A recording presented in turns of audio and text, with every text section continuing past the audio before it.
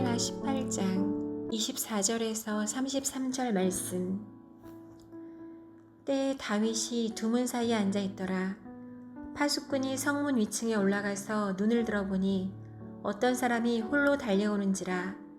파수꾼이 외쳐 왕께 아뢰매 왕이 이르되 그가 만일 혼자면 그의 입에 소식이 있으리라 할 때에 그가 점점 가까이 오니라.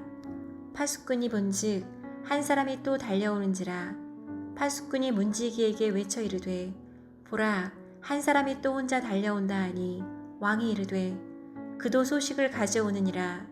파수꾼이 이르되 내가 보기에는 앞선 사람의 다름질이 사독의 아들 아히마아스의 다름질과 같으니이다 하니 왕이 이르되 그는 좋은 사람이니 좋은 소식을 가져오느니라 하니라.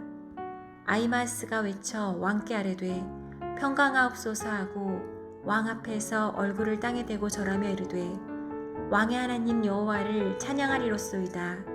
그의 손을 들어 내 주 왕을 대적하는 자들을 넘겨주셨나이다 하니 왕이 이르되 젊은 압살롬은 잘 있느냐 하니라.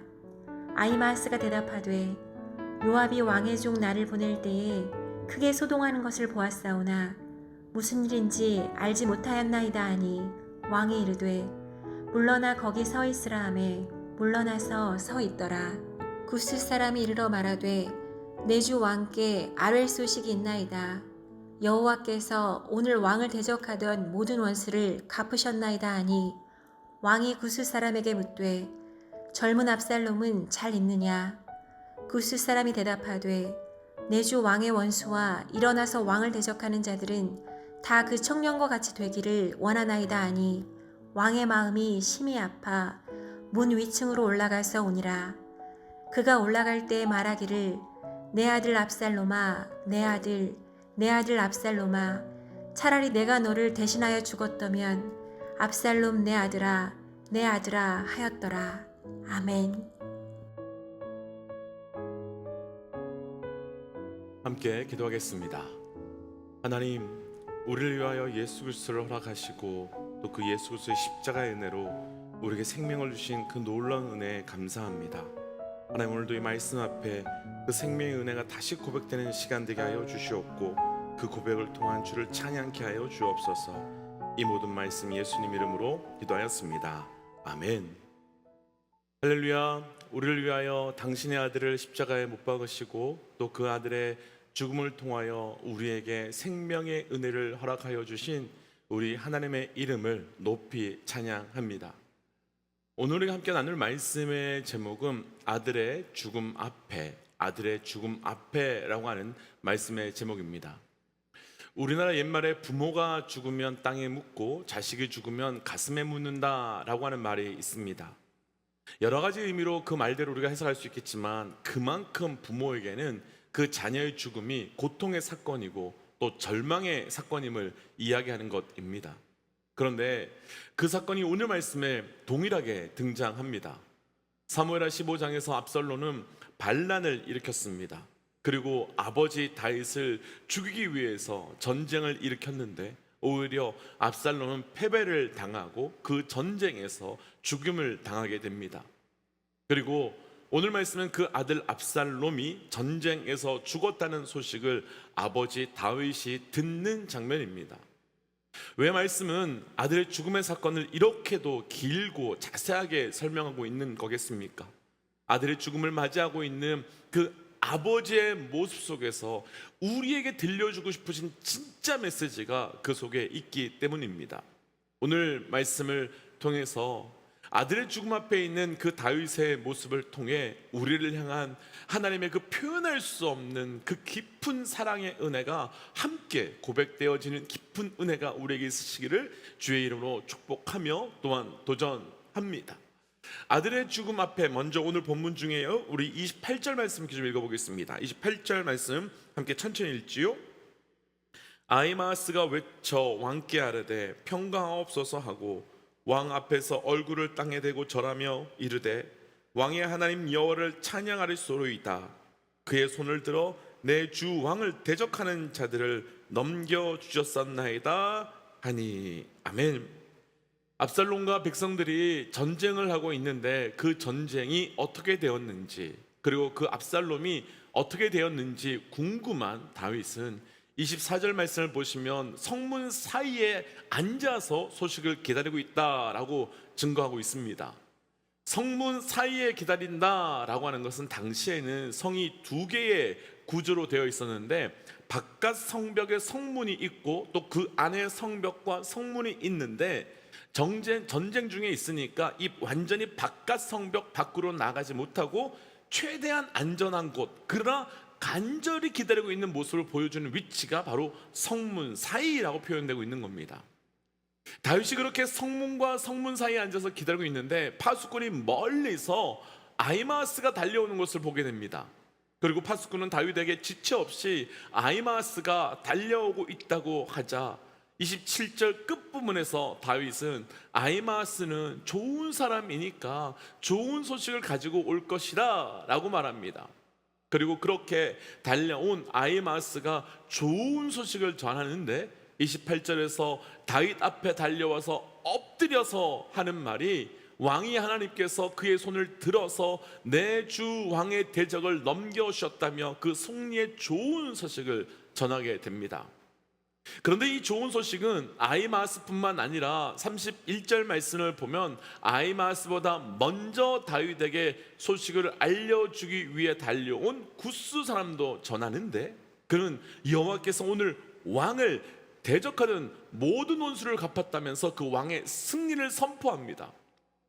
그럼 두 사람이 전하는 좋은 소식의 공통점을 찾아본다면 그 아들의 죽음으로 인해서 왕을 대적하는 자들로부터, 그리고 왕의 원수들로부터 완전한 승리를 얻었다라고 전하고 있는 것이요. 그런 백성들은 아들의 죽음 앞에서 무엇을 경험하고 있는 겁니까? 그 아들의 죽음으로 승리를, 그리고 아들의 죽음으로 인하여 자유를, 그리고 무엇보다도 아들의 죽음으로 지금까지 떠나왔던, 그리고 잃어버렸던 모든 것, 헤어졌던 그 나라와 그 땅과 그 소유를, 그리고 그 백성과 그 가족을 다시 모두 다 완전하게 회복될 수 있게 된 것입니다. 오늘 말씀에서 나누고 싶은 첫 번째, 아들의 죽음 앞에 백성들은 완전한 회복의 은혜를 누리게 되었습니다. 완전한 회복. 그럼 우리는 한 가지 질문을 좀 해보고 싶습니다. 이 아들의 죽음으로 인해서 백성들은 잃어버리고 상실한 그 모든 것을 다시 다 회복하고 있는데, 이 아들의 죽음이 지금 이 시대를 살고 있는 우리에게는 도대체 무슨 상관이 있는가라고 하는 질문입니다. 압살롬이라고 하는 아들의 죽음 앞에 우리 삶에는 당시의 그 백성들처럼 회복되고 누려지는 은혜가 있는 걸까요? 사실 우리에게 다윗의 아들 압살롬의 죽음으로 인해서 누려지는 것은 하나도 없습니다. 그러나 우리에게는 또 다른 아들의 죽음으로 인해서 지금 다윗의 백성들이 누려지는 그 놀라운 축복이, 그러니까 상실하고 잃어버린 그 은혜가 동일하게 회복되어지는 것, 아니 그 이상을 누리게 하는 아들의 죽음이 있는데, 바로 하나님의 아들 예수 그리스도의 그 죽음입니다. 하나님의 아들 예수 그리스도께서 우리를 위하여 죽으셨습니다. 그리고 그 아들의 죽음으로 해서 원수의 세력은 다 쫓겨나게 되었고, 원수의 세력은 다 무너지게 되었고, 원수의 세력은 다 사망하게 되었습니다. 그럼 바로 그때 하나님의 아들 예수 그리스도가 죽으심으로 인해 원수에게 승리하심으로 그 백성된 우리에게도 누려지는 것이 무엇이겠습니까? 다윗의 백성들이 당시의 그 나라와 그 땅과 그 소유와 그 신분과 그 누림을 완전히 회복된 것처럼, 하나님의 아들 예수 그리스도의 죽으심으로 인해서 하나님 나라의 백성된 우리도, 하나님의 백성된 우리도 동일하게 잃어버리고 상실한 모든 것을 완전하게 회복됨의 은혜를 누리게 되는 겁니다. 그리고 그 모든 회복은 오직 딱 하나, 그 아들의 죽음 때문에, 그러니까 그 아들의 십자가에서 죽음 때문에 우리 모두에게 누려지며 이루어지게 된 것입니다. 그리고 그 아들의 죽음으로 인해서 우리에게 모든 것이 다시 회복되는 것을 27절에서는 분명히 좋은 소식, 그러니까 굿뉴스라고 선포합니다. 먼저 우리 모든 믿음의 동역자들에게 축복하고 싶은 것이 있습니다. 아들의 죽음을 통하여 우리의 삶의 모든 것이 회복되는 그 굿뉴스, 좋은 소식이 우리의 삶에 감사가 되고 기쁨이 되고 또한 찬양의 이유가 되시기를 주의 이름으로 축복합니다. 그런데 아들의 죽음 앞에 백성들은 모든 것을 다시 회복되는 기쁨의 굿뉴스로 누리고 있지만 그렇지 않은 한 사람이 오늘 본문에 있는데 33절 말씀 함께 좀 읽어보겠습니다. 33절입니다. 왕의 마음이 심히 아파 문 위층으로 올라가서 우니라. 그가 올라갈 때 말하기를 내 아들 압살롬아, 내 아들 압살롬아, 압살롬아, 차라리 내가 너를 대신하여 죽었더라면 압살롬 내 아들아, 내 아들아 하였더라. 아멘. 아들의 죽음으로 인해서 모든 백성들은 이제 모든 것이 회복될 수 있음의 기쁨의 소식을 누리고 있고 기뻐하고 즐거워하고 있습니다.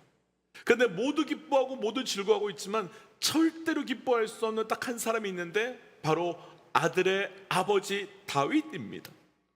다윗은 전쟁이 끝나 전쟁의 소식을 전하러 온 아히마스에게 압살롬의 소식을, 그리고 굿수 사람에게도 압살롬의 소식을 묻습니다. 그런데 압살롬이 결국은 죽었다는 소식을 듣게 되자 아버지 다윗은 아들의 죽음 앞에 그 아들의 이름을 부르면서 통곡합니다. 이 통곡이 얼마나 고통스럽겠습니까? 얼마나 아프겠습니까? 다윗은 아무에게도 자기의 슬픔을 드러내고 싶지 않아서 신하들과 가장 멀리 떨어진 가장 먼 위층으로 올라갑니다. 그리고 거기서 아들의 이름을 부르면서 아버지 다윗은 차라리 내가 죽었어야 하는 것이 마땅하며 통곡하며 마음 아파합니다. 그 통곡과 그 고통을 우리가 어떻게 이해할 수 있겠습니까? 그런데 사실 이 아들의 아픔을 이렇게까지 아파해야 하는 건가? 라는 생각이 들기도 합니다. 왜냐하면 이 아들이 어떤 아들이었습니까? 아버지를 배신한 아들이었고 아버지의 자리를 빼앗으려고 한 아들이었고 아버지의 여인을 취한 아들이었습니다. 그렇다면 이런 아들은 죽어 마땅할 것이고 자기가 저지른 죄에 대해 합당한 대가를 치르고 있는 것이다, 죽어 마땅하다라고 말할 수 있습니다. 그럼 아버지는 아들의 죽음 앞에 슬퍼할 것이 아니라 합당한 죄의 대가를 받았다고 해야 되는 것이 당연하고 슬퍼하거나 아파할 이유가 하나도 없을 것입니다. 우리 믿음의 동역자께서는 어떻게 생각하시는지요? 아버지에게 이런 죄를 지었으니 그 죄에 대한 합당한 대가를 치르는 것, 그것이 당연하고 죽어 마땅하다고 말씀하시겠습니까? 그런데 압살롬이 저지른 죄가 정말 압살롬만 저지른 죄인지 우리는 고민해 보고 싶습니다. 압살롬이 저지른 죄가 무엇입니까? 가장 본질적인 죄들은 아들이 아버지가 되려고 한 죄였습니다. 통치함을 받아야 하는 죄가 왕이 되려고 한 죄였습니다. 그럼 아담과 하와가 지은 죄가 무엇입니까? 자녀가 하나님이 되려고 한 죄였습니다. 피조물이 창조주가 되려고 한 죄였습니다. 그럼 우리가 지은 죄는 무엇입니까? 우리도 압살롬이 지은 죄, 우리도 아담과 하와가 지은 죄, 그 죄를 우리는 어제도 지었고 오늘도 짓고 있고 어쩌면 내일도 계속해서 짓고 있을 것입니다.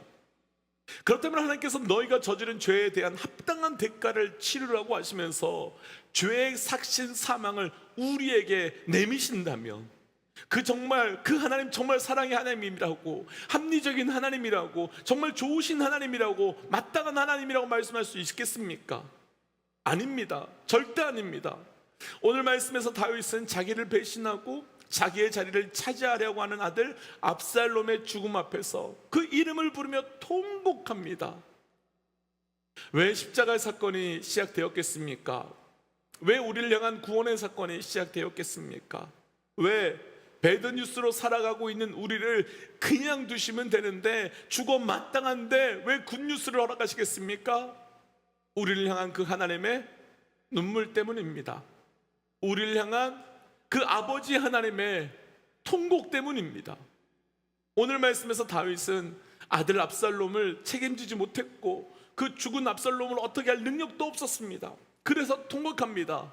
그런데 우리 하나님은 완전히 다릅니다.